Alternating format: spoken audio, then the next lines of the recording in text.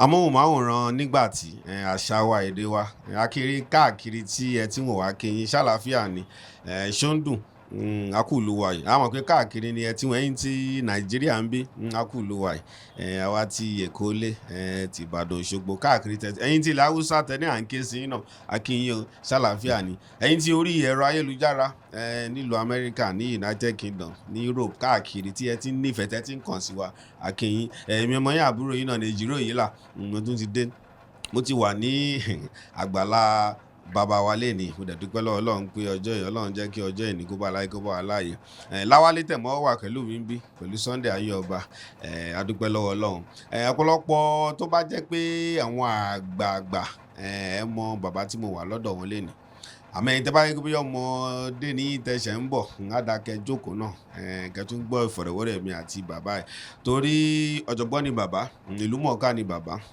olóyè rẹpẹtẹ ni bàbá ọmọwé ni bàbá bàbá tí wọn jẹ́ onífàájì bó tẹ kí bàbá ti sinmi àmọ́ tó bá sọ pé èèyàn jẹ́ ìgboro socialite bàbá làọ́dọ̀ wa bàbá yìí tún wá yàtọ̀ torí bàbá jẹ́ ìmùlẹ̀ sí olóògbé Sikiru Ayinde Barrister tímọ́tímọ́ ni kò wá dúró síbẹ̀ náà King Sunny Adé bàbá wa yìí náà wọ́n tún mọ̀ wọ́n bàbá tí commanded minister òbí náà ó pọ̀ á jẹ́ pé ìfọ̀rọ̀wérọ̀ ní ibi tá máa yà ó pọ̀ gan bàbá wa tí mo fi tọ̀wọ̀tọ̀wọ̀ dárúkọ wọn olóyè ni wọ́n Otunba Adisa Osi-Efa mo kí yín sà. Thank you. ṣàlàáfíà ní sà. àdúpẹ́. ṣàlàbà yín sà. àdúpẹ́.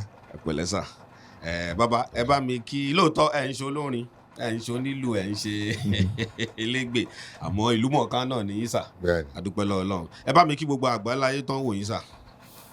gbogbo ẹ̀ tó ń wò wá báyìí níbikíbi ní gbogbo àgbáyé mo kí yín o ṣe dáadáa la jí torí àárọ̀ la wà ní nàìjíríà àwọn míì ti wà lọ́sàn-án àwọn míì wà lọ́sàn-án àwọn míì dẹ̀ wà lóru níbikíbi tẹ́lẹ̀ wà adúpẹ́ fọlọ́run. ṣé bàbá thank you very much. ṣé bàbá bàbá nìyẹn o bàbá nìyẹn ọ̀pọ̀lọpọ̀ yín ti gbórúkọ wọn bàbá rẹ̀ àjọ máa jómi tó rọrọ̀ a tún máa dín nǹkan dìmú nínú ìgbésí ayé bàbá torí ìgbésí ayé dáadáa lọ́gbé ó dẹ̀ múlò fún àwọn ọ̀dọ́ náà káwa náà rí yẹn dìmú káfíńsàkù ẹ ṣe sà bàbá ẹ jẹ́ ẹ mú láti pé lọ́jọ́ kan mélòó sẹ́yìn ni ẹ ṣe 80 years. that's right. adúpẹ́ lọ́wọ́ Ọlọ́run sà ẹ tún gbọ́dọ̀ pẹ́jù báyìí lọ lórí ilẹ̀ ayé sà. àmín. ẹ bá mi sọ díẹ̀ báwo ló ṣe rí lára 80 years lórí ilẹ̀ ayé sà òjò máa ní báwo ni feeling yẹn ṣe jẹ́. yes èyí kàn máa dúpẹ́ fọlọ́run ni torí gbogbo ohun tọ́lọ́run bá ṣe èèyàn láti máa dúpẹ́ ni ní ti dáadáa ní ìdàkejì ẹ̀ èèyàn ò ní nǹkan tó lè ṣe ju pé kò máa dúpẹ́ fọlọ́run especially àwọn tó bá ní ẹ̀sìn bíi ti ìgbàgbọ́ ni o bíi ti mùsùlùmí ni o ìṣe àwọn máa dúpẹ́ fọlọ́run but àwọn ẹ̀yà kan wà láyé bí àwọn Japanese tí ọjọ́ ìbí wọn bá dé a ní sober reflection that is wàá tú rówó bó ṣe ń dúpẹ́ pé ó jẹ́ kí n rọ́jò èní o at the same time wàá tún máa rò pé ọjọ́ kan dín ní ọjọ́ tí máa lọ torí ẹni tí ó bá jẹ́ 20 years ló kù fún tí 1 year tó kù tí 19 tó kù ọjọ́ kan péré ló kù but méjèèjì ló yẹ kí ọmọ ní sober reflection gbogbo ń ṣe pé ayọ̀ àbí yóò dúpẹ́ lọ́wọ́ Ọlọ́run ẹ ṣe sá bàbá kò sí bí mo ṣe máa bá yín ẹ jẹ́ ká kí ọ̀hún ara ẹ̀pẹ́ náà torí kọ́ máa bínú sí wa ń pé akọ̀sáré já wọlé torí olóyè rẹpẹtẹ nìyí bàbá mi kí ọ̀hún ara ẹ̀pẹ́ torí ọ̀hún náà ń wò yín báyìí sá. bẹ́ẹ̀ ni mo kí gbogbo àwọn èèyàn mi lẹ́pẹ́ pé Festac la ti ń ṣe láti ṣe interview lórí pé Festac ní headquarter. bẹ́ẹ̀ni ẹ̀pẹ́ ní branch. ẹ̀pẹ́ ní branch so mo kí everybody o ẹ ṣe mo kí àwọn kábíyèsí mi lọ́hùn gbogbo wa pátá olú ẹ̀pẹ́ fẹ̀pẹ́ àti ọlọ́jà fẹ̀pẹ́ mo kí yín o. bàbá yìí náà joyè ní ìlú ẹ̀pẹ́. Mi yóò yé ìlú Ẹ̀pẹ́. Ṣé kò sí sẹ́yìn lẹ́yìn fẹ́ nítorí mọ̀ pé ìlú mọ̀ọ́ká náà ní gbogbo Ẹ̀pẹ́. Ẹ wo bẹ̀yẹn sẹ̀ ẹ rí i pé àdọ́kọ̀ oyè mo jẹ láǹsì àdọ́kọ̀ ti Badagry kingdom. Àwọn tó wà lórí oyè lẹ́pẹ́ ọ̀rẹ́ mi náà ni gbogbo àwọn ọba yẹn bóyá àwọn náà dédé wò ó pé oyè ṣe pọ̀ jù. ọjọ́ kẹsí mi. ẹ ṣe sà bàbá ẹja mú látẹ̀yìn wá torí mọ̀ pé ẹ lọ iléèwé ní ibi ìmọ̀ra wọn àmọ́ ibi tí máa ti mú ni pé ẹ lọ iléèwé ní United Kingdom náà káàkiri kí ló fà á sà á mọ̀ pé sí gbogbo nǹkan tó wà lọ́kàn wá ń ṣe ní káwọn náà lọ iléèwé ní báwo lẹ́yìn ṣe gbé ìgbésẹ̀ yẹn nígbà yẹn tó rọ́jọ́ ti pẹ́ díẹ̀. bẹ́ẹ̀ni ó ṣe gan-an èyí rẹ̀ gbàrà tí mo jáde secondary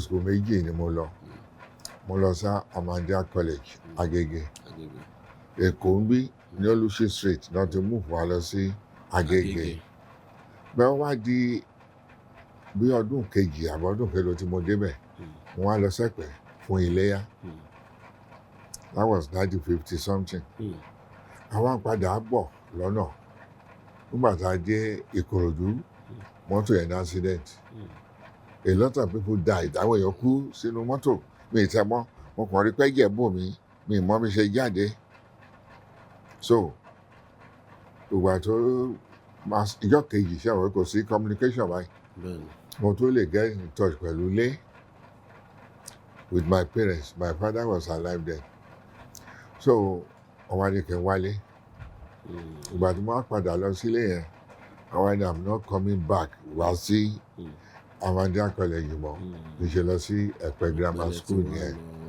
Ẹ̀pẹ́ grammar school ni mo ti jáde school start nígbà tá a jáde it was a time tí ìjọba máa ń fáwọn èèyàn níṣẹ́ Ministry of Labour Federal Ministry of Labour wọ́n máa lọ káàkiri the whole Nigeria all grammar schools all secondary school everybody tó bá wà ní final year lórí school start wọ́n máa fún níṣẹ́.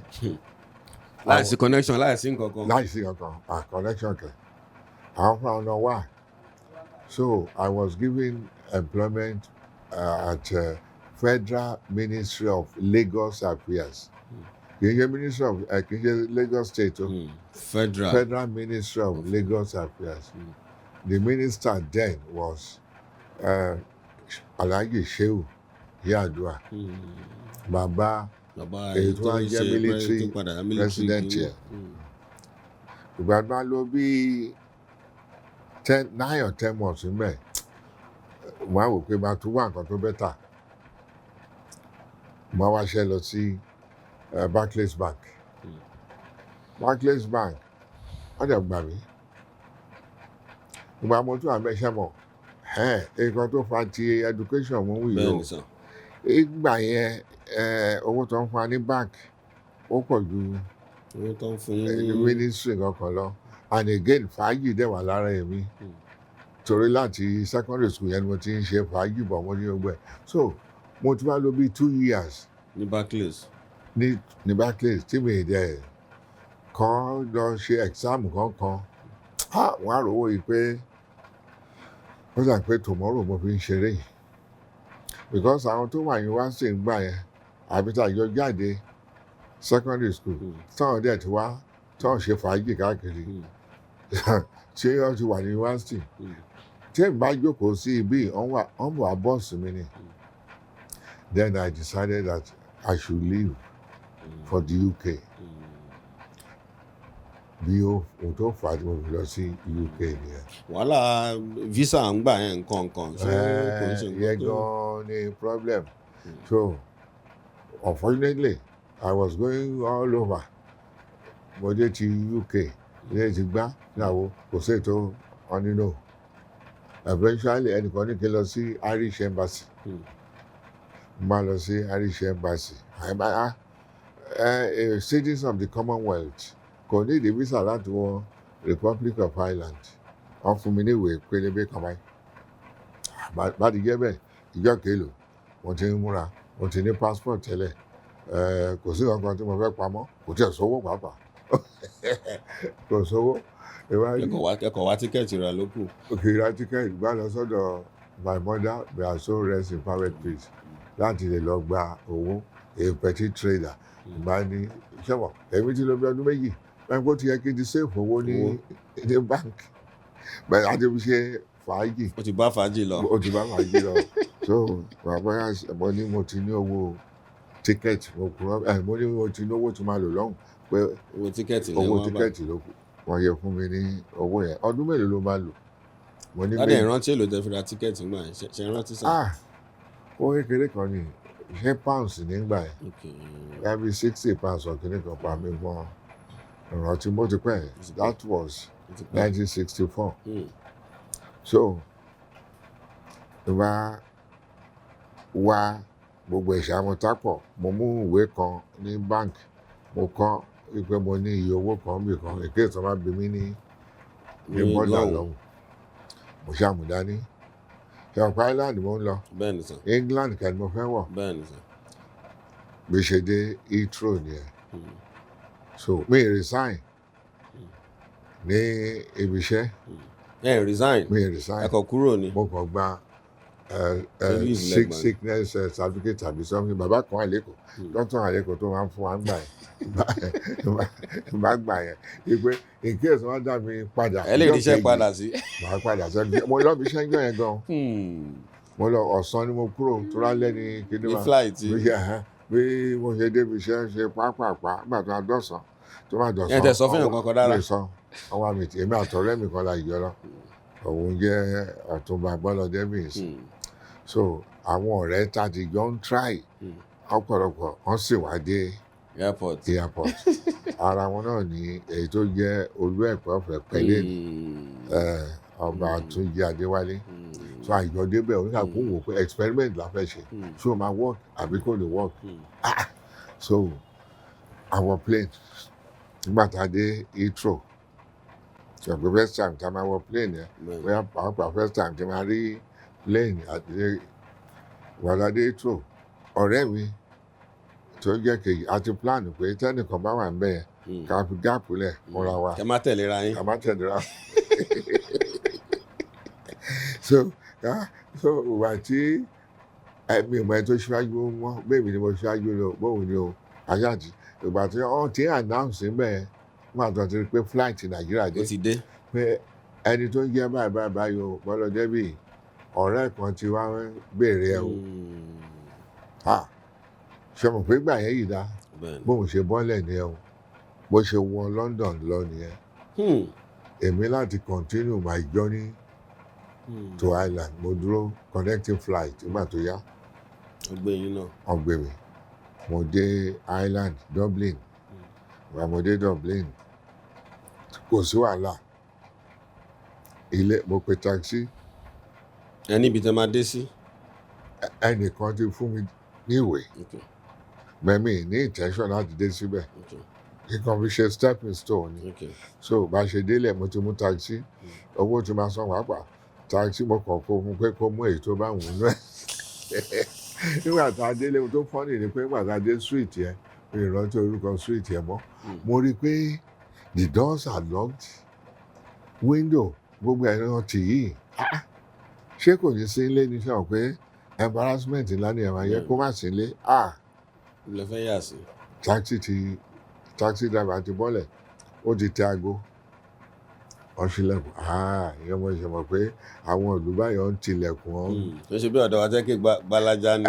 ṣe mọ̀ pé torí weather tí wọ́n kó is the coldest April nígbà mọ́lẹ̀ for 40 years wọ́n lò ní the coldest bá rí ọ̀rẹ́ mi ẹ̀ so bye mo ti dé ṣé mo lè dé England lẹ́nìí ṣé mo lè wọ́kọ̀ tó máa gbé mi dé England ó ní yes ó ní it's possible àbá lọ mú fẹ́rì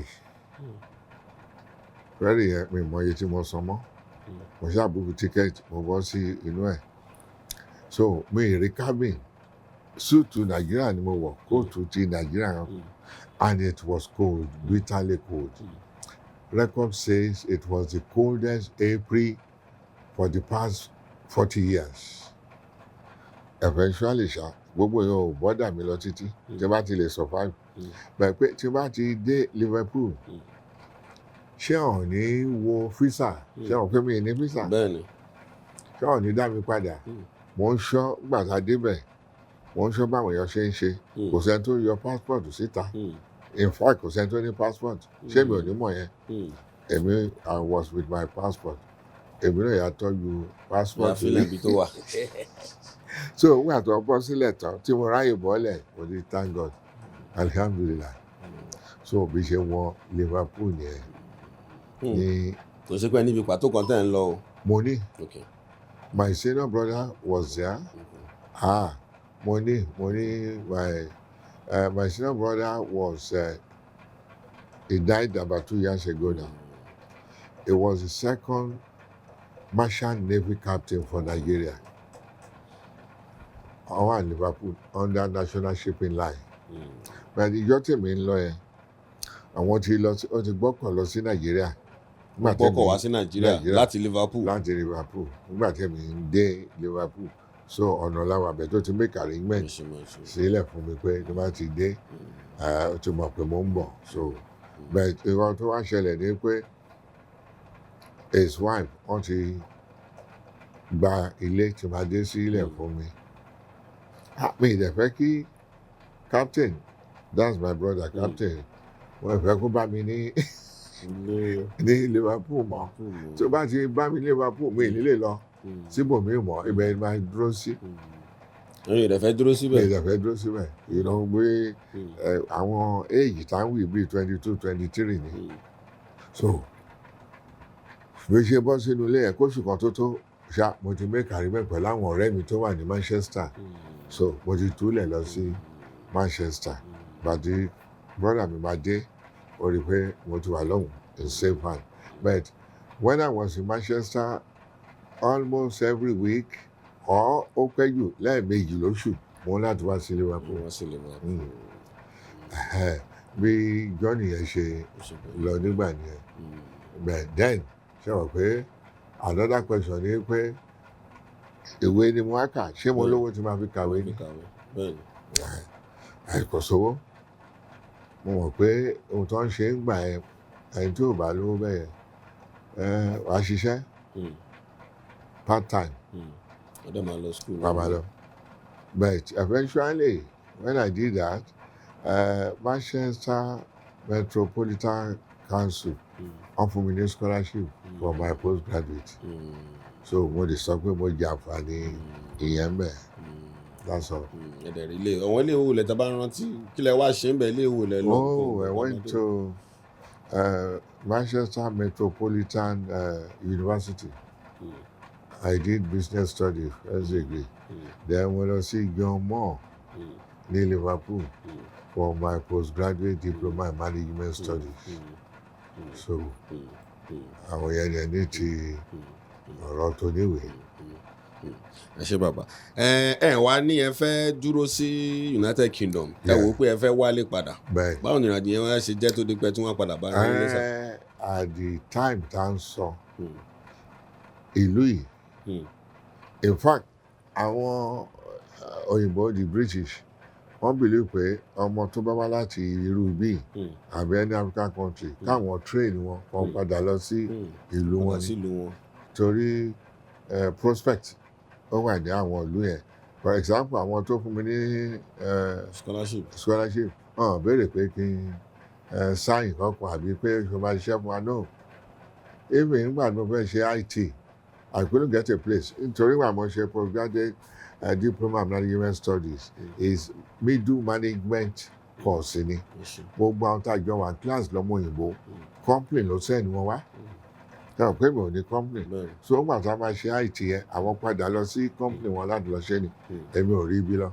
Library ni mo ti kó ìwé ìjọ láti ṣe. So by the time tí ma finish everyone kì í ṣe mi nìkan all Nigerians most Nigerians wọ́n ti eager láti come back to Nigeria. Torí tó bá ti ń dé story tá a máa ń gbọ́ ni pé lágbájá ti lọ ní last week o òun ni manager akindele kan ní USA. Ẹsẹ̀kẹsẹ̀ ló ń dé lọ́rùn ibi dé sí. Ẹsẹ̀kẹsẹ̀ wọ́n ti fún ní ká o ó ti wà ní John Holt o. Ìwọ tó bá pass ló máa dùn ẹ́ bàbá ti ń pass báyìí ó ti mọ̀ pé Nigeria because àwọn tí university wọn ló lọ unlike now tó máa fún ẹ ní iṣẹ́ tó reasonable nígbà yẹn ti yẹ pé wàá ríṣẹ́ náà bẹ́ẹ̀ ó lè máa tẹ́ ẹ lọ́rùn tó bá wá sí nàìjíríà ó yìí bẹ́tà fún ẹ àwárí iṣẹ́ nàìjíríà. So immediately I came back, I think July or August 1973. 1973. That very month, mo ríṣẹ́ ní Federal Ministry of Information ní race course without interview. Bí pé mo tiẹ̀ kàwé ní ìlú òyìnbó lásán. Without interview. Nígbà tá a tó oṣù mélòó lẹ́yìn ẹ̀ mo ní ti fìyẹn lẹ̀. Mo ti lọ sí CFAO Motors. From CFAO Motors mo lọ bí oṣù mélòó kan bẹ́ẹ̀ náà bá wá túlẹ̀ sí Ministry of Lagos State Ministry of Lagos State Ministry of Chieftaincy Affairs in the something. Ibẹ̀ ni mo wà fún bí 2 years. One thing led to the other. Àwọn bí Nigerians ṣe máa ń behave, àwa la ń issue taxi certificate. Some yellow tags. Yellow, black and white, àwa la create it. You know, I was the secretary to the Central Licensing Authority, CLA, là ń pè. Àwọn jealousy ti ń wà. Torí lóòótọ́ yìí tán à ń rí extra tip fáwọn tó bá ṣe inspection. So ó dẹ̀ ti ń jẹ́ kí fàájì wà. Wọ́n bá dẹ̀ ti ní fàájì lára àbí tó ń wọṣọ́. People started to be jealous of you. So ìjọ kan ṣá mo wá yà lọ́dọ̀ ọ̀rẹ́ mi kan mo lọ gbé live wire ní Kingsway lọ́wọ́ tí ń ṣiṣẹ́ ṣàpá ìjọ wà ń lo ìmúra ìjọ dé ni she was a caterer. So wọ́n á lọ gbé wọ́n á yà lọ́dọ̀ ọ̀rẹ́ mi yẹn Dr. Shonubi is late now. Máa mu bíà díẹ̀díẹ̀ star. Màá ní ó yá fún mi ní the usual kìíní ó ń wò mí. Mo orí ó bá pè mí sẹ́yìn ṣé pé mi gbọ́ wọn kan mo ní bíi kíni. Ashanti announce lórí rédíò ni pé the secretary to the Central Licensing Authority has been interdicted. Ìyẹn ló ṣe é yọ̀ mí lẹ́nu pé ẹni tó ti darí tí ló ti ní kọ́ máa mú star wá. pé máa mú star wá bá ní kó máa wọrí. So èyí tí mo wù yẹn okay I took it.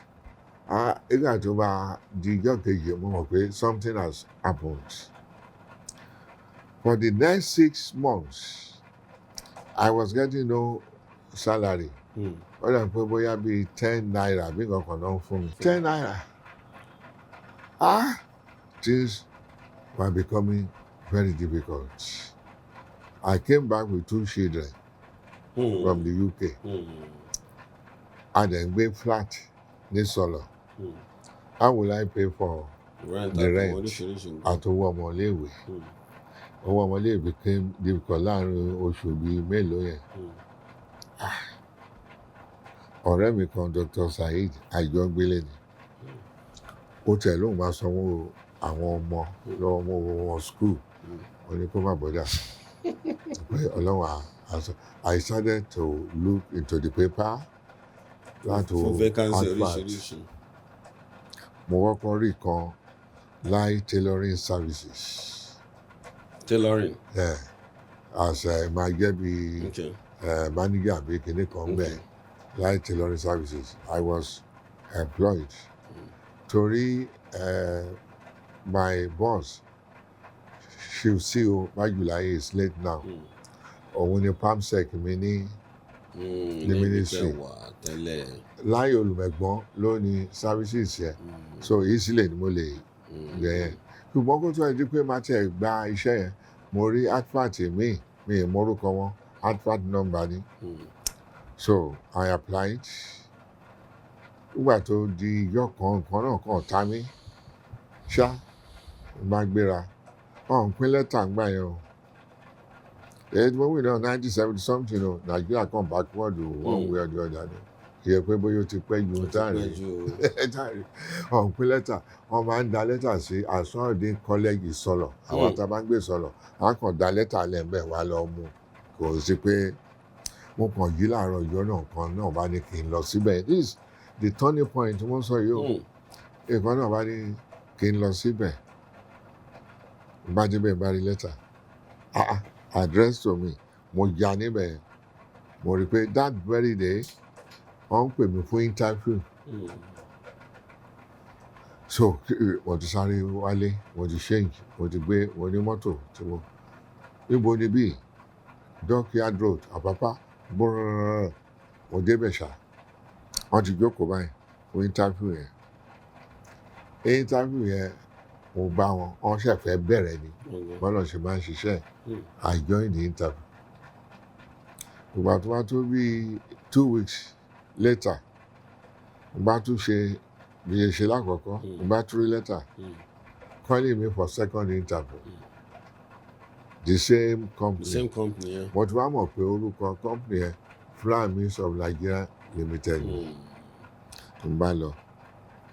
Ó ti bọ́ sí lunch time. But the personnel manager mo dúró dè ló bá ní mo máa lọ́kì o torí òun ti fẹ́ wá pé somebody next to me.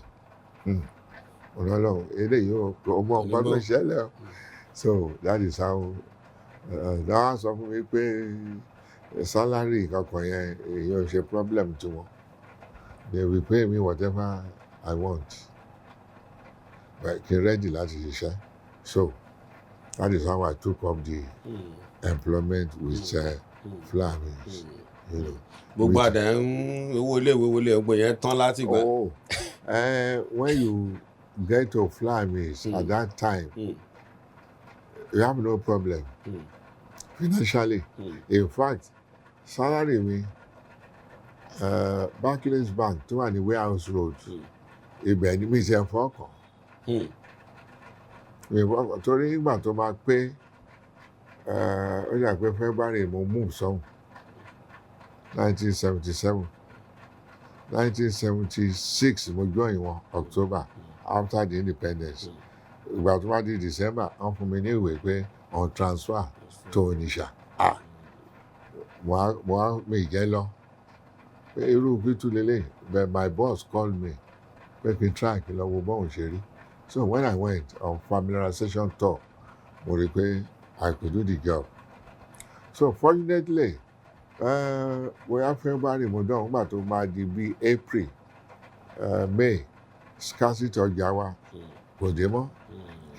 Communication was bad. Kí ló fà á? Later, àwa mọ̀ yìí pé NEPA, electricity, àwọn ọ̀dẹ̀ ní plant, bí Flames ṣe tó yẹn. And plant was òkú bóyá bí 5 million kò wọ́ọ̀tì láti rà nígbà yẹn. Ṣùgbọ́n ìgbà tó ti di pé nǹkan change tí ò sí náà mọ́, ó ti affect the production wa. Flour became essential commodity. So àwọn àtàwà ní ìdí ẹ̀ ṣe ọ̀pẹ ní máa ń di òrò náà ló máa jẹ́ ìdí ẹ̀. So in fact kò sí gbogbo pé mo kúrò ní ministry yẹn yẹ̀yẹ́ tì ní. Because I joined them, I joined the Flames, ṣé mo ní 77. By 1980, mo ti kọ́ Adidas ilé méjì ló wà ní ìyànà bàmẹ́. That is 3 years. To show bí iṣẹ́ yẹn ṣe. Mo ṣe yàtọ̀ sí ibi tí mo wà tí ayé lérò pé kọ́kọ́ wà. Ibẹ̀ yẹn ni nǹkan tí ó ń jì sí. So bí ọ̀nà ṣe ń ṣiṣẹ́ ìnìyẹn, you know, that's the turning point. ẹ ṣe sà aláti mú bá ṣe mú bẹ́ẹ̀ yẹn ká má kọ̀ bẹ́ sí bóyá ìtọ́ ọ̀pọ̀lọpọ̀ àwọn èèyàn wò pé ẹja àsìbẹ́lẹ̀ náà wúlò fáwọn ọ̀dọ́ bàbá ṣe mú pé kò ṣe pé dẹrùn náà wọ́n dé UK wọ́n mú mọ́ra wọn náà kó tó wá padà kó tó jù kó tó wá débi tó dé ẹ̀dẹ̀ ti gbọ́ bẹ́ẹ̀ jẹ́ ká dúró síbẹ̀ ká padà wálé torí mo ti náà béèrè méjì mẹ́ta tí màá fi lọ́ọ́ bàbá ẹ ṣeun sà bàbá ẹ jẹ́ ká wá padà sí ilé díẹ̀ ẹ ti wà ń Flames gbogbo ẹ ti ń lọ dáadáa ń gbà yẹn báwo ni ìgboro ń gbà yẹn torí mọ̀ pé ẹ̀yin náà fẹ́ràn entertainment dáadáa bọ̀ mo fẹ́ ká mú láti ilẹ̀ ṣẹ̀ṣẹ̀ ọ̀wọ́n tẹ̀ ń sọ pé ń ṣe fàájì nǹkan kan mọ́ra wọn ẹ̀ ń lọ káàkiri ọ̀wọ́n olórin wo ni wọ́n ń dún gbà yẹn pàápàá máa fẹ́ ká dúró náà wọn ti Yorùbá ti wà mọ̀kàn wọn lónìí pọ̀ ká mú láti ibẹ̀ yẹn náà sà. You are right kí n tó lọ kí ló travel kò sí àwọn bíi òbí Sànní mo rò pé bóyá yíyà iná àwọn náà ṣẹ̀ṣẹ̀ dìde torí first April 1964 bóyá àwọn bẹ̀rẹ̀ ní tiwọn 1963 or 64 so àti popular àwọn tó wà nígbà yẹn táwọn máa lọ àwọn níbi àìké dáìró ẹ̀rọ Chicago ọláyà so àwọn yẹn ni ṣùgbọ́n wà ní máa fi dé àwọn bíi Káyọ̀dé Fáṣọlá in fact my late wife LiveWire òun láìkí Káyọ̀dé Fáṣọlá púpọ̀ mo wá ní ẹnìkan ọ̀rẹ́ obìnrin ìyẹn sọ pé ṣé mi ìmọ̀ nǹkan tó jẹ́ barista ni kí ni Káyọ̀dé Fáṣọlá ní bá ń sọ̀rọ̀ eré pé barista was the good thing in life so okay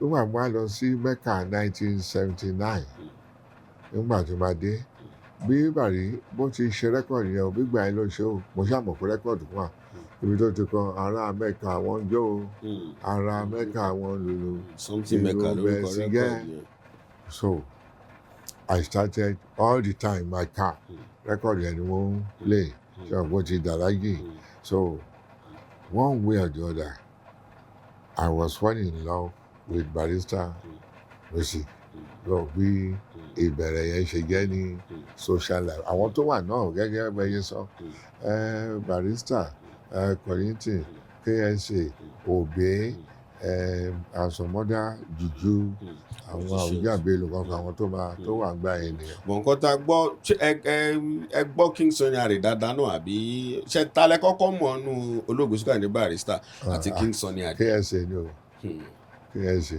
in fact ní àná èmi pẹ̀lú Rilwan Onífádé ṣe pé tight kínní Barrister lòun náà àwa ń sọ̀rọ̀ ó wá ń rán mi létí pé òun rántí my closeness with King Sunny Adé ìpè ní pati tí n bá dé báyìí ó máa dọ̀bálẹ̀ ni tó máa náwó dìgbà tó bá fowó gbé òun dìde Rilwan Onífádé lóyìn rán mi létí yẹn ní àná so it was KSA. ẹ lọ ságbo wọn dáadáa ń gbà yẹn náà.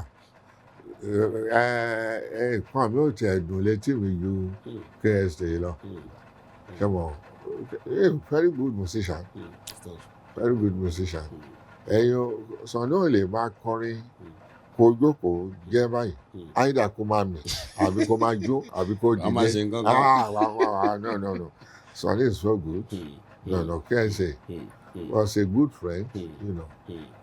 Àsìkò yẹn bàbá kọ̀mándà nǹkan gbà yẹn tẹ̀ ń sọ pé. Òbí ṣẹ́rí ìgbà tá a wà nílùú òyìnbó náà ká tó kúrò ṣe mọ̀ fún àwọn méjèèjì náà dẹ̀ ti dìde àwọn méjèèjì ló ń wá sí ìlú òyìnbó nítorí fast music fast beating ní KSA ń lò I fell in love with ṣé mo bá wo social scene nígbà 70 something yẹn mọ́ 80 rí pé Miliki ni Obey pé slow something kò máa ṣe and a sensible philosophical song but KSA fast beating Ògún méje ní KSA ṣe Ògún wọ́n kọ́ ṣe Ògún kan tó bá rántí nígbà tó wá ṣe kejì ó bá bọ́ sí limelight iṣẹ́ kíní kan lògún ẹran Ògún ṣe bákan tẹ́ bá ti rántí rẹ́kọ̀dù mọ́ wí ibi tí Sunny náà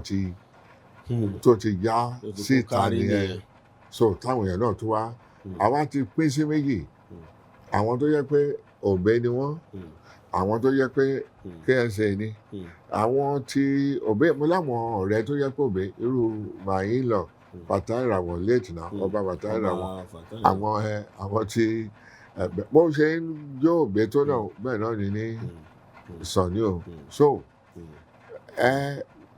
ẹ̀ẹ̀kọ̀ọ̀kan tí bá rẹ̀ tó ń ṣe nǹkan tó pè mí máa lọ sóbè kì í ṣe pé kínní ṣùgbọ́n kì í ṣe pé ó di dandan bíi ti. bọ́sẹ̀ mọ̀ wọ́n bẹ́ẹ̀ ṣe ní ẹ̀mọ́ King Sunny Adé ṣe ní ìbáṣepọ̀ pẹ̀lú àwọn náà. nígbà yẹn. no ó kàn tí bá wà lágbo òun láti mọ̀ pé mo wà lágbo in fact ní December last year àbí year before December last year year before gbà tá a ṣe reunion okay of tí Ayinde barrister mọ Barrister kínní ní ọ̀dọ̀ wọn náà ni ní ìfà ó ilé ẹ̀ yẹ ká láti wá ṣe gan bẹ́ẹ̀ ni àtúndì kọ́kọ́ ṣe ó ń jà ń ẹ̀ sọ fún àwọn èèyàn pé Barrister ló jẹ́ kóun mọ Otunba Adisa Osi-Efa òbí ló ń sọ bẹ́ẹ̀ fúnra rẹ̀ so kì í ṣe pé mi ni mo mọ̀ ọ́ pàṣẹ torí I was too much engrossed with either KSA or Barrister.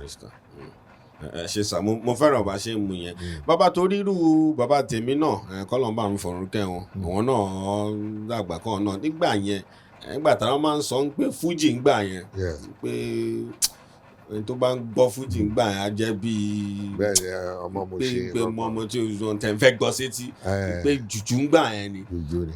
níbo ni breakthrough yẹn ti wá tó di pé fuji náà wá di pé òun náà break tó yẹ pé irú ẹ̀yin ọ̀jọ̀gbọ́n wọn náà wá bẹ̀rẹ̀ sí í n fẹ́ mọ̀ nígbà yẹn ṣe rí sà.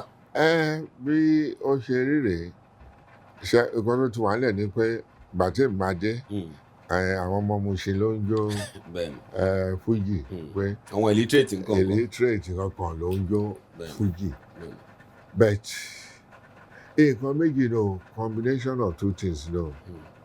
The ingenuity of Dr. Sikiru Ayinde Barrister musically and his own personality. Ṣé o pé bí òun ò bá dá fúnra rẹ̀ náà bó lòun kí ìlú ẹ̀ dá tó o lè sọ pé o tiẹ̀ gbọ́ nǹkan tó ń ṣe.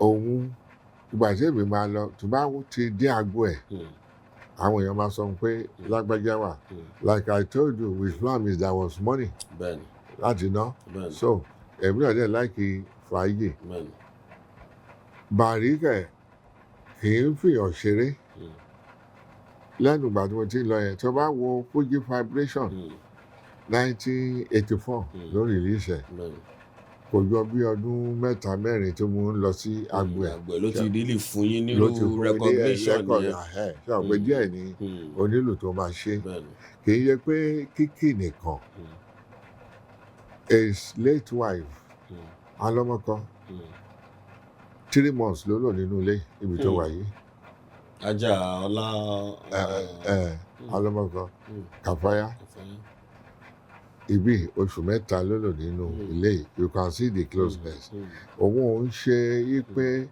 ọ̀rẹ́ ìyẹn sẹ́mi o kì í ṣe ọ̀rẹ́ yí pé ó kì mí lójú agbo ó ṣe no when he's friendly with you tó máa study ẹ̀ délé when Barrister was alive every day of life kó tó kú almost every day màá mọ ibi tó wà àbí kóun náà mọ ibi tí mo wà a lè máa sọ̀rọ̀ bàbá mọ̀ pé is in London àbí is in America òun náà mọ̀ pé mo wà Nàìjíríà àbí báyìí the closeness was so much then ọ̀rẹ́ mi tó bá súnmọ́ mi ibẹ̀ yẹn ni mo fẹ́ lọ yìí sí ṣẹ́rí turning point pẹ̀lú àwọn ọmọ Mushin àwọn ọmọ kìnìún kan ló ń dún yẹn that's the turning point nígbà tí mi listen dáadáa ẹ rí i pé òbí nìkan lẹ́nu tó tún lè sọ pé orin ẹ̀ wà philosophical tó bá listen dáadáa then I started to invite my friends professional làwọn ọ̀rẹ́ mi náà máa jẹ́ tó jẹ́ àwọn ọ̀jọ̀gbọ́n bí ẹ báyìí náà àwọn pé àmì àìní òun ò gbọ́ nǹkan tó ń wí mọ́ tó bá ó máa gbọ́ o.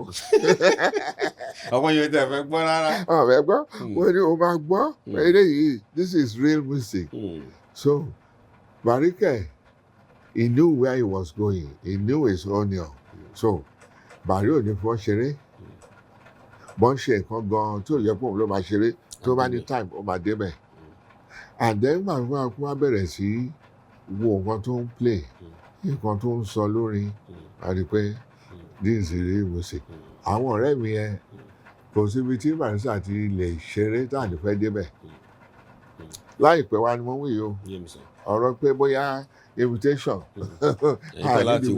tí wọ́n Port Novo àti lọ́ọ́ bá ń bẹ̀rẹ̀ tóun gba Kánò mo rò pé àríkọ̀ṣe ló ń ṣe mọ́ṣáláṣí àbí kankan ní Port Novo Barry came down all the way from Kano to Port Novo kò mọ̀ pa máa wá àkàndédé yọ sí inú mi pé and you know we will always appreciate you ó lè máa ṣeré ní Unilag ó lè ṣeré níbì kan a máa lọ bó bá ti rí yín báyìí ìlú máa change á dẹ̀ tí wọ́n dà wọ́n mẹ́ẹ̀kan ti arrange sitting fún yín so from that now tí irú wa ti ń débẹ̀ ni changing point ń dé wípé kì í ṣe àwọn ọmọ mu ṣe nìkan ló ń gbọ́ bàbá ò lè sọ pé àwọn ọmọ mu ṣe ń sìn kò sí kan tó ràn pẹ̀lú àwọn ọmọ mu ṣe o nítorí irú àǹfààní ìràwọ̀ mo ṣe ni wọ́n an intellectual ọba everything you know so bí nǹkan ṣe bẹ̀rẹ̀ sí ṣe yìí yẹn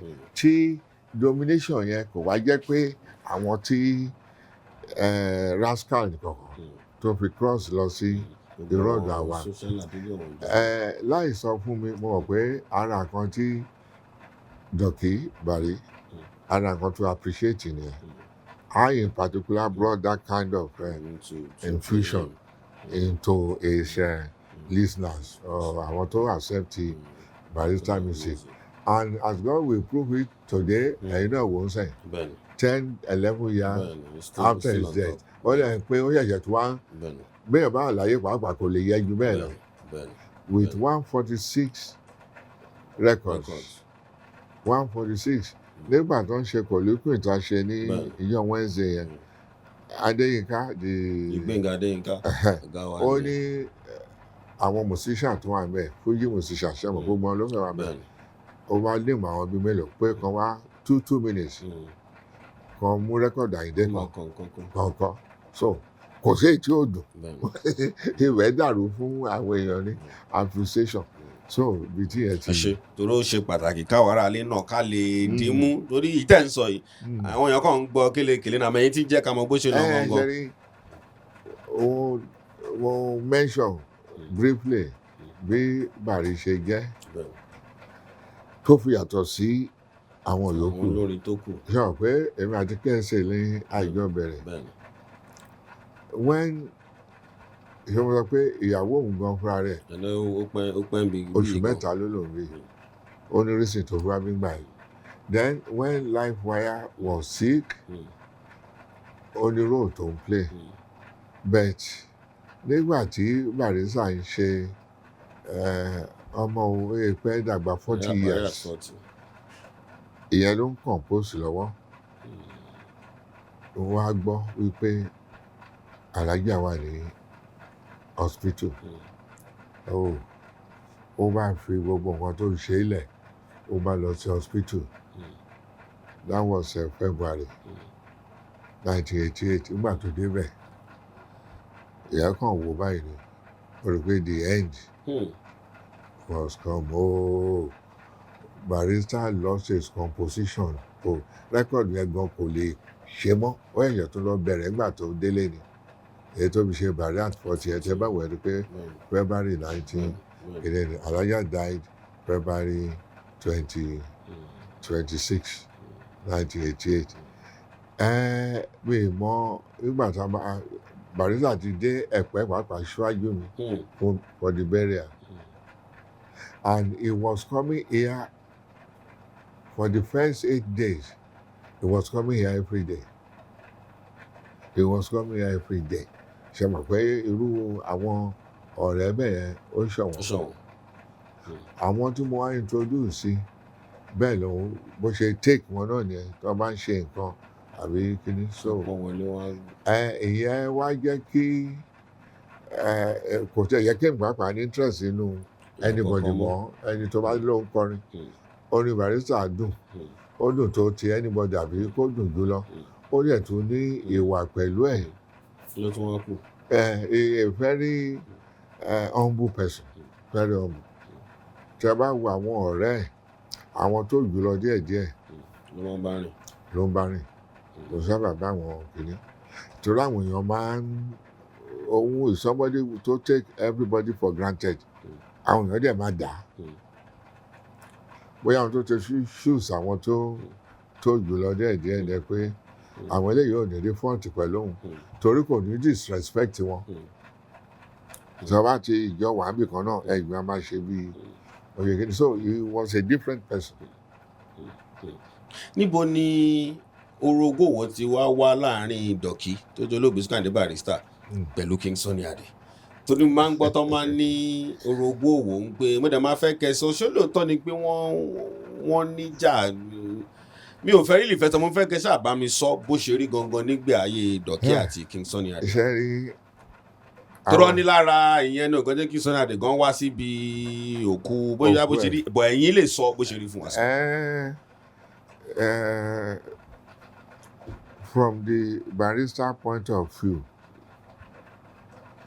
kò anybody ò ń ṣe Sunny ò ṣe from his own point of view. Tí a bá wo ńgbà tó ṣe Fuji vibration ó kì mí mọ́ Sunny bẹ́ẹ̀. Ẹ̀ẹ́dẹ̀lẹ̀ rí gbà tí Sunny kí tó kí Ẹ̀mí Ayinde Barrister. Kò dárúkọ mi ò rò bọ́ dárúkọ ẹ̀ ẹ̀ẹ́dẹ̀ rí pé ìwọ̀n tí Barrister bá fi kì ẹ́ ó máa try láti nínú àwọn tí Barrister fi kì mí jù láyé òun ni ọmọ Ṣọ̀kí Òdó tàbí ẹ̀ẹ́dẹ̀rí Sunny kó mention ẹ̀.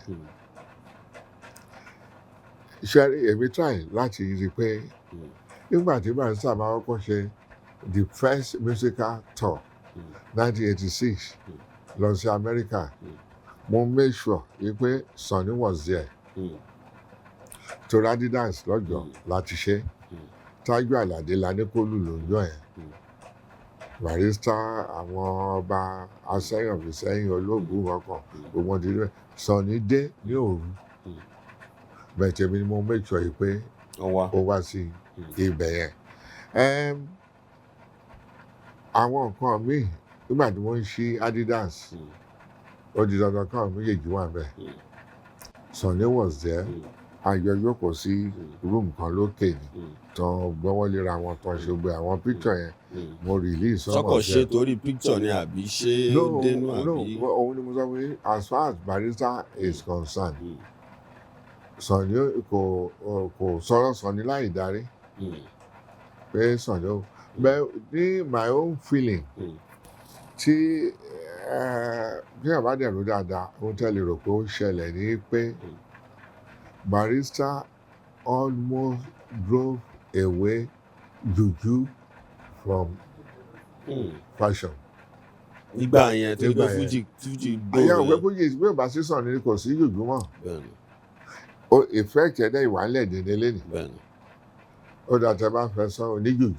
Mélòó ní sí? Wọ́n wá ní sílẹ̀ KSA commander ta lẹ́nu jùjù tó fẹ́ pè tẹ̀wé àwọn èèyàn fẹ́ lọ́bẹ̀. Bí ẹ bá lọ mú the lowest Fuji musician ó bẹ́tà ju lọ bàbá ti yọ wọ́n àwọn méjì ẹ̀kọ́. Èmi mo rò ní o Barrister ẹ̀ pàṣọ bẹ́ẹ̀ fún mi o mo rò pé ara kan tó ń bí sọmọ bí KSA nínú náà yẹn pé eléyìí ó fẹ́ pẹ̀lú ẹni tí ò jẹ́ kí òun jẹun bẹ́ẹ̀ kó yẹ kó ṣe dé lẹ́fù yẹn torí ìgbà tá ń ṣe bẹ́ríà gbogbo olórin gbáà ni mo fẹ́ rí níbẹ̀ torí ní alẹ́ ìjọ tó máa ṣe tó gbédé láti kiri around 12 lèmi kúrò commander mo dẹ̀ fi commander sílẹ̀ ń bẹ̀ ni. Gbàtọ̀ gbókun wọn dé ń gbà. Gbàtọ̀ gbókun dé mo ìfilẹ̀ ní 12 midnight ni commander was there KSA was nowhere to be found. Àwa táwa ní burial committee kí ló dé pé Buhari Ọlọ́tọ̀ was the chairman I was the vice chairman. Commander one there, Wasiu, Gawat, and some others. Àwa la contribute owó tó rà bẹ́ẹ̀ fún owó. A kàn fẹ́ kí wọ́n gbé òkú dé. Àwa tá burial committee yẹn wọ́n ní 1 million ní 2 million. So but later mo gbọ́ pọ́n ní Sunny fi owó sílẹ̀. I cannot say torí Buhari ló wà in charge may so rest in perfect peace. So ṣe pé ìjà èmi lè sọ pé from my own point of view bí ìjà orogún òwò àbí something mo rò pé torí kò sí kan tó lè kọ́ sí ìjà láàrin bí Barrister bá kọrin ó máa kí Sunny. Bọ̀bọ̀ kí Sunny Adé òkè kò kí Barrister. Èmi ò rí bó tó máa kì mí kò sí ẹ̀kí mímọ́ Barrister rí pé. Bọ̀ ẹ sà ẹni kọ́mítì kan tó dà ń pé Dọ̀kí wà àti King Sunny Adé àtẹ̀yìn. Báwo ni kọ́mítì ẹ̀dùn ṣe wáyé? Gbà wo ni àbí wọ́n tún jọ wà ní kọ́mítì? Ṣé wọn kọ́mítì gan fúnra rẹ̀ bí social committee ni pé àwọn ní asín-pẹ̀lẹ́tà orúkọ ẹ̀ ní asín àti ẹ̀tà kí la sín kí nìkan tó kọ́mọ̀ nípa ẹ̀ òórùn ẹ̀tà ńkọ́ òórùn so community of brothers asín-pẹ̀lẹ́tà that is àwọn tó fìwà jọra wọn so Sunny was there gbogbo àná ni ó ń kì wá tí Sunny bá ṣe kí sẹ́yìn ó lè mention committee yẹn Barrister ló gbé committee yẹn lérí gbèdé so ìyẹn pé bóyá ń ṣe meeting bí kan pé kínní ẹkọjọ wà lẹ́kọ̀ọ́ ní social level bẹ́ẹ̀ ni àwọn tó ń lead ní socialite ṣẹ́wọ̀n nígbà yẹn àwọn top band náà tó wà ní ṣẹ̀dá pé commander ṣe gentleman lòun kò lè sí nírú committee torí òun ó rùn irú bẹ́ẹ̀ ló gbọ́dọ̀ kún the first president. Bàbá wa General Collins Àyìnlá ńkọ́ torí àmọ̀ pé ńgbà tí dọ̀kí dùngbà yẹn bàbá Collins Àyìnlá náà wà ní àbí ṣé wọn báwo ni. ok kéèsì ti Collins Àyìnlá ó yàtọ̀ sí kéèsì ti KSA lójú ní KSA èmi ò as a person mi ì lè máa tẹ̀lé àbí kí n máa wà pẹ̀lú Barrister tí mo ní sọ bó ṣe kílòsì tó síyàwó ẹ̀ wá mi kó yẹ pé èmi náà tún máa wà ní pẹ̀lú Collins that apart basically àwọn méjèèjì ò tiẹ̀ mi ì lè fi wọ́n wéra wọn in fact mi ì rárá gọ́ngọ́lẹ̀ dì mú. No. Sẹ́mọ̀ ẹ̀sẹ̀ kí bàbá kébé ń fà wá ọmọ kéékèèké ní àlùjọ nǹkan. ẹ ń gbé wọn yẹn o kò sí nǹkan tí Barrister lù táwọn èèyàn ní yọ ó lùjọ kó yé kí ni o orin ni Barrister nǹkan and again this is what he told me at one time nígbà tá à ń sọ̀rọ̀ ìkan nínú àwọn ọmọ ẹ̀ kì í ṣe ọmọ bíbí o láwọn tó ń bá ń ṣeré àwọn máníjà kankan ó sọ mi pé òun on my own part yẹn ti Adisa Osi-Efa you could be jealous of me. wà á di kébí ẹ lọ ń báyàn mi lọ àbí nǹkan kan mọ́ra wọn jẹ́ kẹ́ mọ̀ clearly. ó sọ clearly ṣé o mọ̀ pé tó o bá mọ nǹkan téèyàn fẹ́ sẹ̀ o lè máa ṣe kìdẹ́ ṣe nǹkan tí ó máa bí mi inú in fact èèyàn ò lè wá bá mi pé òun fẹ́ kí Barrister ṣeré pé òun fi lọ bá bóyá máa tí ò bá yẹ kó wú ti tight pé nǹkan tó lè gbé lọ sí court kò ní kàn there is nothing tí mo request ẹ̀ fún tí ò ní ṣe tí bá wo picture tó àmì ẹ̀ tó wọ suit lọ́kàn yẹn òun fúnra ẹ̀ ló gbé wá fún mi jọ̀kan mi mọ tó mí ìdẹ́ni lẹ́ni ó ní sitting room mi lòun fẹ́ kí n gbé sí òun ló gbé wá fúnra rẹ̀ bẹ́ẹ̀ kò sí nǹkan tí máa pè sí àìdá tọ̀rẹ́ àbí tèmi why then kí n máa ṣe bí antagonism tó wà láàrin òun àti Collins kò sọ̀rọ̀ Collins láì dáa fún mi rí o kò rí o bẹ́ẹ̀ tó bá ṣe rẹ́kọ̀d tó bá báyọ̀ wí gbogbo yín náà lè máa mọ̀ pé ó yọ pé lágbájá ló ń bá rí o pé mo rẹ́kọ̀d ló fi bá Collins wí bẹ́ẹ̀ mo mọ̀ pé Kọ́lá ó ń fi òun ta rẹ́kọ̀d ó ń fi ta rẹ́kọ̀d bẹ́ẹ̀ pé ìjọ tí Kọ́lá ó máa ń fóònù mi dáadáa sọ̀rọ̀ ìjọ tí Tímì àjọ wà ń bẹ̀ ni ìjọ kejì ló pè mí pé bàbá òun kú then ti Wednesday tí K1 ṣe àjọ wà ń bẹ̀ náà. torí àwọn èèyàn máa ń fẹ́ wo pé ṣe ń bá wọn jà bí nǹkan ní ìbáṣepọ̀ yẹn ní òkò di pé bóyá wọlé wọ̀de kò sí nǹkan tó gbogbo ẹ̀ wà. kò sí ìgbà mẹ́ni pé we are friends bẹ́ẹ̀ nígbà tí Barrister wà lẹ́yìn o àtìgbà tó kú o èmi ò ṣe yìí direction tẹ̀ ń lọ. I know. ẹ ṣe bàbá jẹ́ àsọ̀rọ̀ ń pa kábíyèsí kan tó kú bàbá Buhari ọlọ́tọ̀ mọ̀ pé kò sígbà tí dọ̀kí ẹ ṣe máa ń pé wọn ò ń sọ̀rọ̀ ń pa wọn kí lẹ fẹ́ sọ ń pa wọn díẹ̀ ọ̀hún náà jẹ́ nǹkan tó dúró ti olóògbé Sikiru Ayinde Barrister ẹ bá mi sọ díẹ̀ ń pa. He was a great fan fún kò sí bá ṣe lè sọ̀rọ̀ Barrister tí à ní sọ̀rọ̀ Buhari ọlọ́tọ̀ ọ̀rẹ́ lè sọ̀rọ̀ Buhari ọlọ́tọ̀ ẹ wá sọ̀rọ̀ dọ̀kí wọ́n ti wà kémi tó dé ṣáà kémi wá join wọ́n bí mi ìgbà tí fuji bẹ̀rẹ̀ gan èmi ò sí bí ṣe wọ́n pé 1973 ni mo dé and buhari ọlọ́tọ̀ is my in-law alhaji amilika ìràwọ̀ ṣe wọ́n pé family ni wọ́n so but àwọn méjèèjì ò kàn déédé èmi ni mo ń wé òpé ká jọ close ṣe mọ̀ pé way of life wa ó yàtọ̀ ní social circle náà ló jẹ́ kí mo jẹ́ mọ̀ pé barrister ò fi ṣeré lára kọ́ wò ó kó tó di kó bẹ̀rẹ̀ sí kí a wá mi ò rò pé rẹ́kọ̀dù kan wà tó máa ṣe tí ò ti ní dárúkọ buhari ọlọ́tọ̀ bẹ́ẹ̀ bẹ́ẹ̀ lẹ́yìn ìgbà tá a dé ló ń bírèkì díẹ̀ tó bẹ̀rẹ̀ sí gbẹ̀yìn náà wọ́ bẹ́ẹ̀ni so kò lè ṣe rẹ́kọ̀dù kó bá ẹ wá jẹ́ wo gbà tí sickness yìí máa bẹ̀rẹ̀ sickness tó consume life barrister èmi ò tiẹ̀ sí lẹ́gbà yẹn bẹ́ẹ̀ buhari lọ sáré pè ó dẹ̀ di ọ́n ló ti lọ bí ijọ́ mẹ́ta tí dọ̀kítì lọ sí tọ́ílẹ̀tì gbẹ̀yìn ìgbà tí buhari débẹ̀ lórí pé kí leléyìí ó lóun bá ní kó dìde kò lè dìde ó bá fi ọwọ́ ẹ̀ lé orúnkún ẹ̀ báyìí ó bá fà á dìde bó ṣe di àfánà hospital ní Sùúrùlérè nìyẹn àti àfánà náà ti sọ pé ibi ti kọjá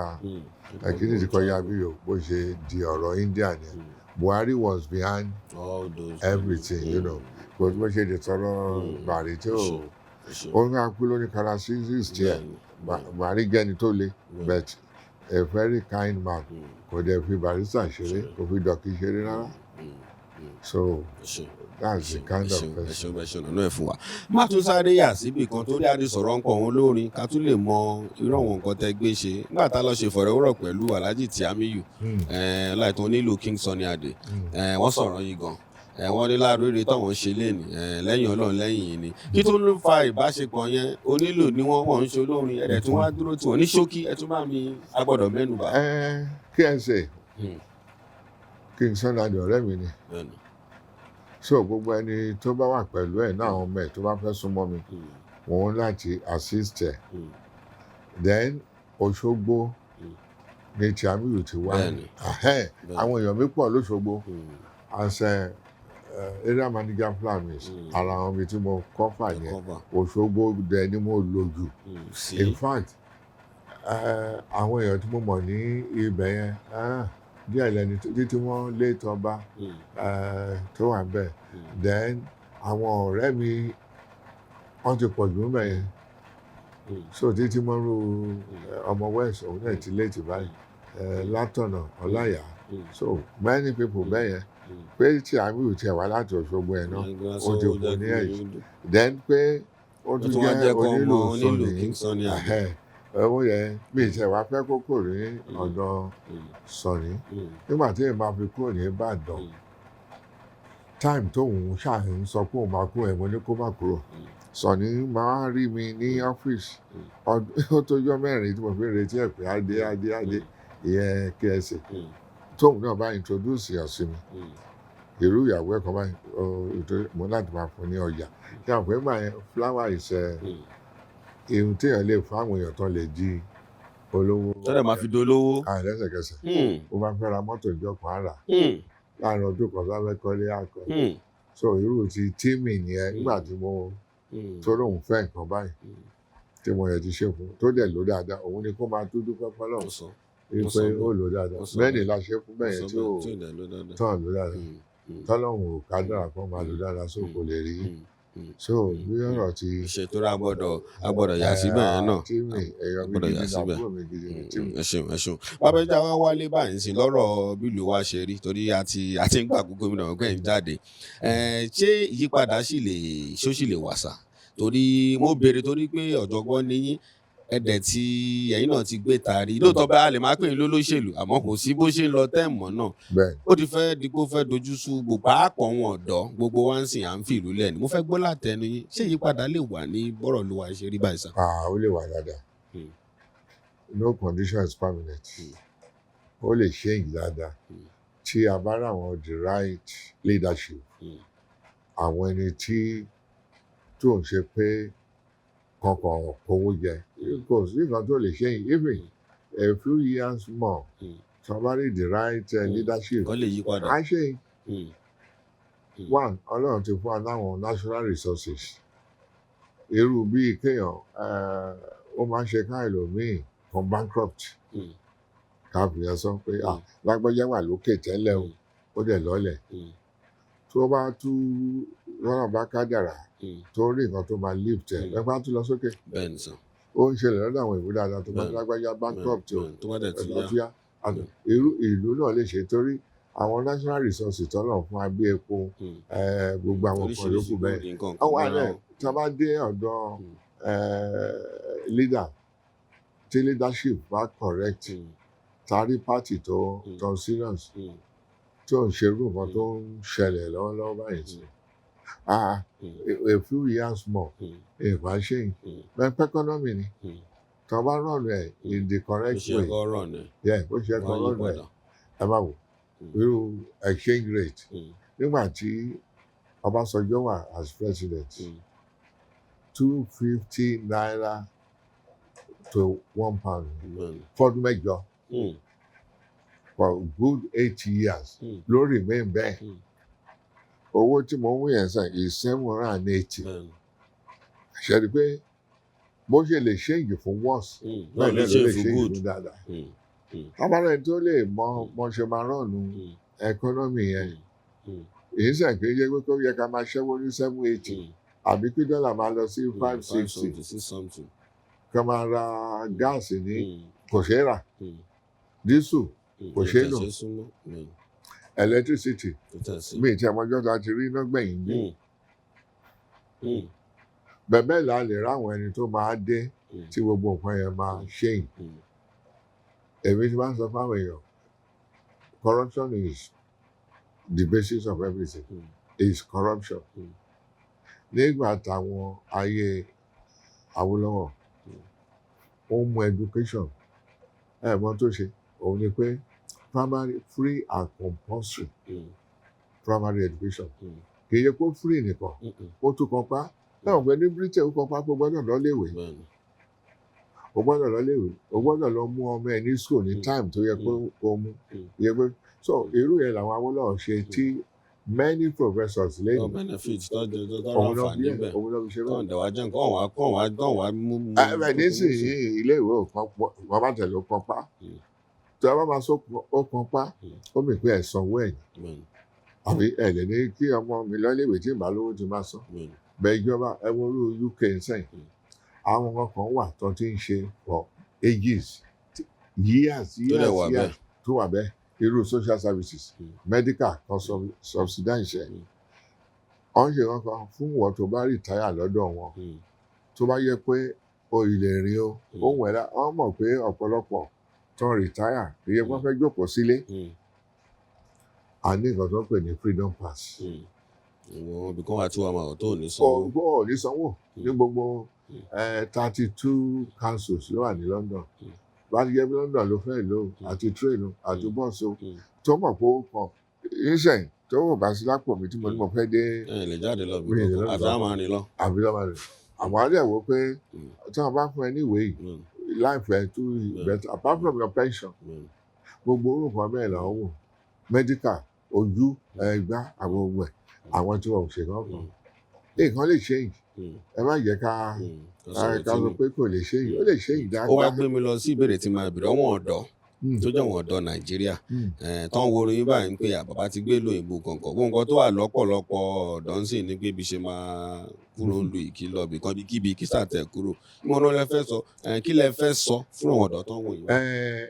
mo ìwà lọ́dọ̀ kọ́mọ́dọ̀ kan níjọ́ Monday ìgbà tí wá tọrọ ìṣọ̀rọ̀ bá sọ pé wá bí ṣe sọ fún yín sẹ pé mi ì gba visa tí mo fi lọ kí ló so mo ní mo wo fusion ó wà káàkiri àwọn èèyàn láti bí wọn bá fẹ́ kúrò Nàìjíríà free ẹlòmíràn yìí máa wá bí èmi ò rí nǹkan tó rán nínú ẹ ṣé Nàìjíríà kábàáwọ̀ gbà ẹ ó da ju ṣàtẹ̀mí take a plunge tí mo take risk ní gbogbo nǹkan Ọlọ́run dẹ̀ ni kó work out ni kò rí bẹ́ẹ̀ fẹ́yàn mi. Kò rí bẹ́ẹ̀ fẹ́lẹ̀ mi.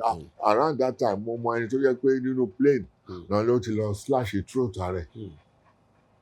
Kò rí bẹ́ẹ̀ fẹ́lẹ̀ mi. Àwọn ẹlòmíì wà tá yọ wálé nígbà tó qualify lọ tó tún padà lọ. Èmi náà Ọlọ́run ló yọ mí. Torí 5 years péré ló ní ìdí láti gba British passport tó gbà yẹn. Ṣẹ́dọ̀ pé mo lo 10. Ó yẹ kí n gba British passport but I don't need it. Nigeria better. Àti ìbágun wáyé lọ́kàn gbà. Àwọn ọmọ tàbí sọ̀hún post office náà ti fún ọ ní gbogbo ìwé wọn. British passport ọ nídè nílé ní. Bẹ̀ pé kí n gba British passport for what? No, kí n bá mi ṣe. Ìtẹ̀ ń ṣe ibi tó wù mí láti gbé. So bí nǹkan bá ẹlòmíì àárí bẹ́ẹ̀ àwọn ẹlòmíì tí mo sọ pé náà ló yọ mí tó yẹ pé mo ní ni the first 5 years yẹn tí bá máa wọ̀ ọ́n padà mo kàn máa wọ̀ ọ́n máa ti lọ. Ìgbà tí mo rí àwọn wàhálà bíi díẹ̀. Ẹ ti lọ́nkẹ́ mo kú ní pálí lọ́wọ́ kó nǹkan tẹ̀lé wá ṣe ń bì á ti. Ṣèjì náà ní jọra wọn. Àìdá kí n padà sọ́hùn iṣẹ́ tí ò bọ́ sí kan fún mi ṣe tí wọ́n á dẹ̀ di kó dé retirement age kó máa tọ́jú kó máa ṣe lọ́nbẹ̀ kó wà ní old people home. Ṣẹ̀fẹ̀ fi ẹ̀ wé nǹkan tó dá my iṣẹ́ beautiful Nigeria dà tó bá so ẹni èmi ò sọ pé kẹ́nìbọ̀dì má lọ pé ìjọba kẹ́nìbọ̀dì jókòó ìwọ ni kò wo nǹkan tó bá tẹ́ ẹ lọ́rùn. Bẹ́ẹ̀ pé báǹkì ni mo wà nígbà tí a lọ yẹn ṣé báǹkì ò dání. Mo ń wù yín láti gbé gbèsè báǹkì gbà yẹn wọ́n máa fẹ́ ní owó táì pé òun láti táì dressing yẹn òun láti wà corporate if bá ṣe jẹ́ clerk savings clerk ni wá but almost everybody la ronú the same way lọ fi ibẹ̀ yẹn lẹ́ ó dà tàbá lẹ́ni tó fẹ́ lọ èmi ò dá dúró ọmọ mi tó bá fẹ́ wá síbí okay one of my daughters last week ló ti jáde èmi lélẹ̀ tó ń jáde báyìí torí she was 8 when life wire died. Ó tiẹ̀ parí NYSC tí mo ti ní kó máa lọ sí ibi tí nígbà tó lè lọ 6 or 7 years ní dáàdì òun á padà wá sí Nàìjíríà. Báǹkì ló wà bí níbí ṣe mọ̀ pé ọmọ tó lọ́pọ̀ tó ìlà tí ló sọ̀rọ̀ fọ́ọ̀sẹ̀ ó dùn òun ló wá fúnra. Ẹ̀hún tó wù ú nìyẹn tabarẹ́ni tó wù kó lọ tabarẹ́ni pé àwọn tó ń sọ ṣé ará Amẹ́ríkà tó wà mí ni ṣé kò sí British tó wà mí ni so Russia wà anybody àwọn Saudi náà wà àwọn Asians oríṣiríṣi náà wà mí àwọn tí wọn náà free láti lọ sí bòmínà bẹ́ẹ̀ tó ká kú bá lọ ìyẹn fáwọn ọ̀dọ́ ọmọ òun yẹn o kó mọ nǹkan tó ń ṣe o wàá fún yín ní sample kan tó láti mọ nǹkan tó ṣe kó yẹ wò ó kọ́nà kó tó wa sọ́nà idina strata mustakim mo mọ̀ pé ijọ́ tí mo wọ Manchester aida joy àbíjọ́ kejì ṣẹlẹ àwọn night club kan wà lọ́hùn ìkan jẹ́ deny ìkan jẹ́ Lagos Lago àwọn Nigerians ló ní méjèèjì yẹn àti ìrèké o àwọn tá ń pè ní ìrèké West Indians àtàwa gbogbo aláwa pàdé pọ̀ àwọn tó ń mu gbó àtó mo lè sọ pé 12 small bottles of Guinness mo mú jọ yẹn tí Ọlọ́run bá direct mi kò sí bá ṣe fẹ́. bí ṣe máa ṣe láìpù nìyẹn ó pẹ̀lú nǹkan tí mo yẹ sáré send fún my girlfriend ìyẹn life wire tó wá join me as a wife ọ̀hún ló ti ṣe 21 adẹjọ́ àlọ́hùn títí tàbí wá bí nìyẹn so tí Ọlọ́run bá guide yàn kéèyàn fọlọ́run sókè pátápátá. àkófin òkú yà rò nǹkan tóun ṣe torí gbà yẹn kò sẹ́ tó fẹ́ béèrè pé ìgbà ló délé ìgbà ló lọ o lè báwọn ẹ̀kọ́ wá sùn. wọ́n ló mọ̀. yes. ẹ ṣeun sá bàbá ẹ kọrin fún wa díẹ̀ ọ̀pọ̀lọpọ̀ ló tí olóògbé dọ̀kí kọ fún yín bẹ́ẹ̀ àìtọ́ ti kì í nǹkan kan ẹ kọ̀ọ̀kan fún wa kẹfì ẹ tàtẹ́gùn àtàwọn èèyàn látàárọ̀ ká tó dágbére pé ó dọjọ́ mi ọjọ́ rí. ṣé mọ̀ pé tí bá ń wò ó gbà mí pé Ayinde Barrister àtàwọn tó ń kọrin iṣẹ́ ló ń ṣe o iṣẹ́ gidi náà ṣe lẹ́mìítẹ́ ìwé igi rẹ̀ rédíò Lagos ó máa ń gbé gbà mí á kọrin yẹn á gbé rẹ́kọ̀dù kan sí á play bí just 1 minute níbẹ̀ á ní káwọn èèyàn kò sẹ́ni tó lè gbà kò sí tó máa fi kan 1 minute kìíní oníṣòro kan má jẹ́ kí n fọ́nbù. ọkì yìí bàbá ọkì yìí tó bá yìí tí ẹ̀jẹ̀ bá rántí bẹ́ẹ̀ ó ní nǹkan tó máa ń kì í délé ọmọ ṣọ̀kọ́ nǹkan ọmọ kékeré máa ń múlé pé bá sì lè kọ́ àwọn aráàlú àgbà bẹ́ẹ̀. oríkè wa nìyẹn náà yìí pé ọmọ àlùfáà ńlá tó ń yàgò ojúlé lóòjọ́ o Adisa Osi-Efa ẹni kan máa gbé lọ́wọ́. bàbá ti dé kọ́ àwọn ojú síbẹ̀.